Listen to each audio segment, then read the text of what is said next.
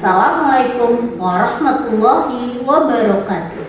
Saya Ibu Fevi Alfianitasari.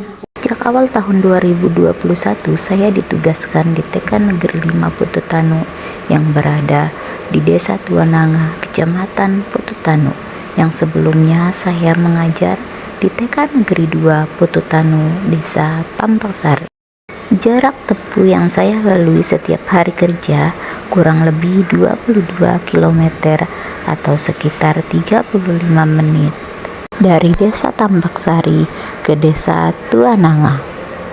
Jadi setiap harinya saya pulang pergi ke sekolah mengarungi jalanan yang 50%-nya sempit dan sebagian dalam perbaikan selama 1 jam lebih di perjalanan.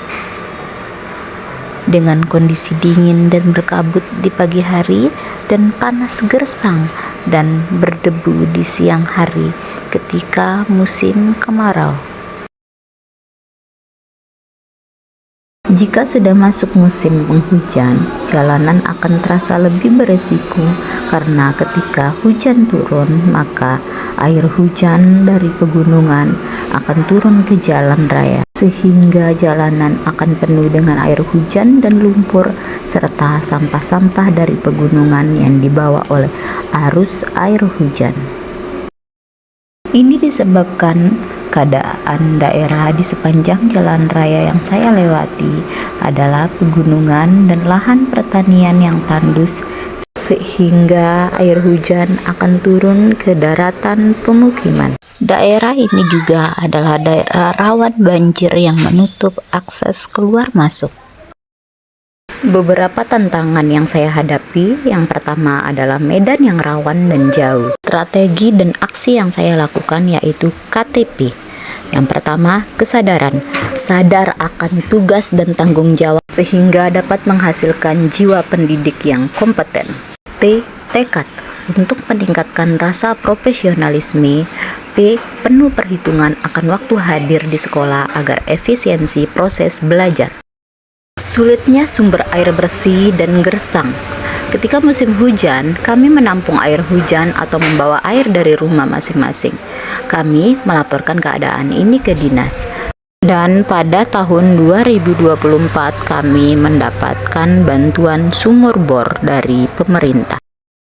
Tahun 2021 kami belum memiliki pagar sekolah sehingga untuk penghijauan sangatlah sulit, sehingga keadaan sekolah terlihat gersang.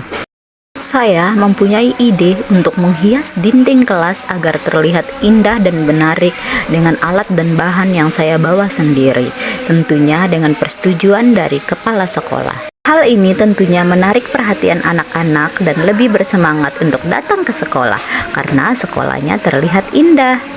Dan pada tahun 2024 kami baru mendapatkan bantuan tembok keliling.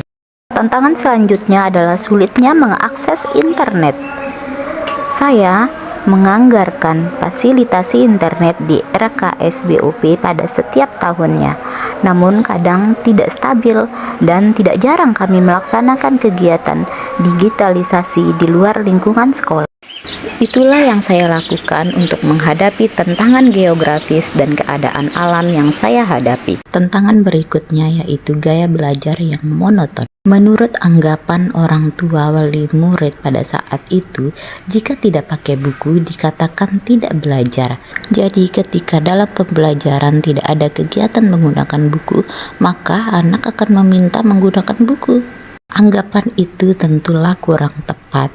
Jika mengingat usia mereka adalah usia bermain, maka aksi saya adalah meningkatkan kualitas pembelajaran literasi melalui pendekatan bermain dengan memaksimalkan pemanfaatan kearifan lokal. Hal tersebut saya selaraskan dengan hasil capaian rapot pendidikan pada tahun 2023, yaitu indikator pendekatan bermain dengan capaian kurang dengan nilai capaian 41,55, indikator literasi dasar dengan 77,02, indikator penerapan praktek baru dengan 59,31.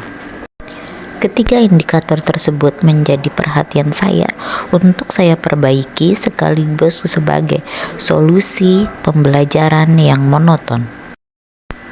Memaksimalkan kearifan lokal adalah salah satu solusi pembelajaran yang berkesadaran, bermakna, dan mengembirakan. Berkebun dan lautan merupakan ciri khas daerah ini, dan potensi ini saya maksimalkan dalam pembelajaran.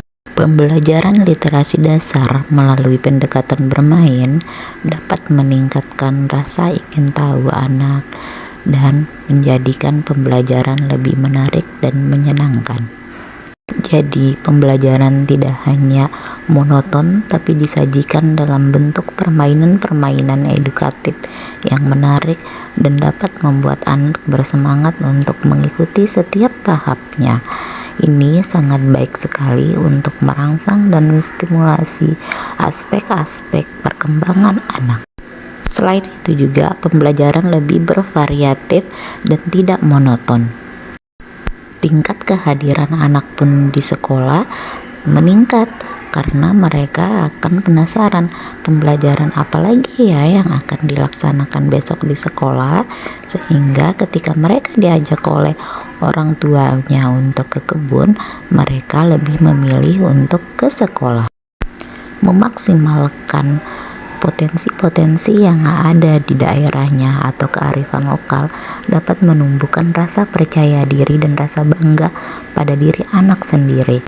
Saya juga di sekolah dipercaya menjadi editor dan koreografer untuk berbagai kegiatan seperti tari kreasi daerah dan juga tari kreasi nasional. Ini salah satu testimoni dari sekolah lain yang tertarik akan karya tarian kami. Pada tahun 2024, rapat pendidikan mengalami peningkatan seperti praktik baru dari 59,31 menjadi 89,04, pendekatan bermain dari 41,55 menjadi 78,01, dan literasi dasar dari 77,02 menjadi 91,11. Ini artinya pembelajaran yang kami lakukan di sekolah mendapat keberhasilan atau peningkatan di tahun 2024. Untuk hasil penilaian kinerja guru dari atasan saya mendapat predikat sangat baik. Pertanyaan sesi wawancara. Bagaimana Bapak dan Ibu guru mengidentifikasi dan mengembangkan praktik baik dalam mengajar? Sebagai seorang guru, saya akan mengidentifikasi dan mengembangkan praktik baik dengan cara mengamati dan mengobservasi situasi atau keadaan lingkungan belajar, baik itu keadaan geografis, sosial budaya, dan potensi sumber daya yang dapat dimaksimalkan untuk mengembangkan pembelajaran. Selanjutnya, memahami kebutuhan siswa dan merancang pembelajaran yang berpusat pada anak yang lebih aktif dan memotivasi.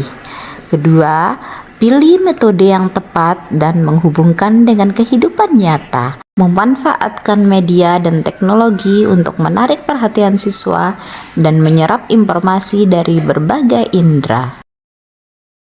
Kolaborasi dan berbagi pengalaman, baik itu dengan rekan guru maupun rekan sejawat. Tingkatkan keterampilan dan pengetahuan diri seperti mengikuti webinar dan pelatihan terkait. Dan yang terakhir adalah memberi umpan balik kepada peserta didik serta refleksi proses dan hasil. Untuk meningkatkan kolaborasi dan kerjasama antar guru, ilmu dan materi yang saya dapatkan dari pelatihan-pelatihan yang saya ikuti, baik dari dinas pendidikan maupun dinas terkait lainnya, saya akan segera sampaikan dan membahas bersama materi pelatihan tersebut, serta membuat perencanaan untuk kedepannya dapat diimplementasikan. Begitu juga penggunaan teknologi. Kami bersama-sama agar bisa berbagi pengalaman dan menjadi tutor sebaya bagi rekan kerja.